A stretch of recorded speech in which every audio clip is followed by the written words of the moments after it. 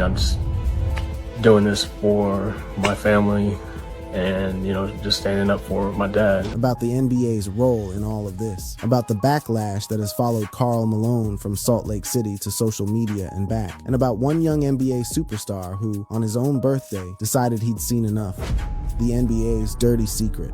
Let us be clear about something before we go any further. Karl Malone's basketball career was, by any objective measure, extraordinary. He ranks third on the NBA's all-time scoring list with 36,128 points. He won 2 MVP awards in 1997 and 1999. He was selected to the All-Star Game 14 times. He holds NBA records for most free throws made and most free throws attempted. He played 19 seasons, primarily with the Utah Jazz, alongside point guard John Stockton. And together they formed one of the most unstoppable offensive partnerships the league has ever seen. His career was not just good, it was historically good. And that is precisely why the conversation around his off-court crimes is so difficult and so necessary, because greatness on a basketball court has never, and should never, serve as a pardon for crimes committed off it. Of course, the most commonly told story about Karl Malone's legacy, before recent years brought the darker one to the surface, was about championships, or rather, the lack of them. Despite 2 appearances in the NBA Finals in 1997 and 1998, Malone's Jazz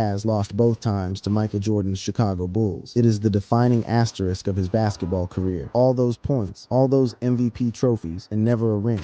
I'm not bitter.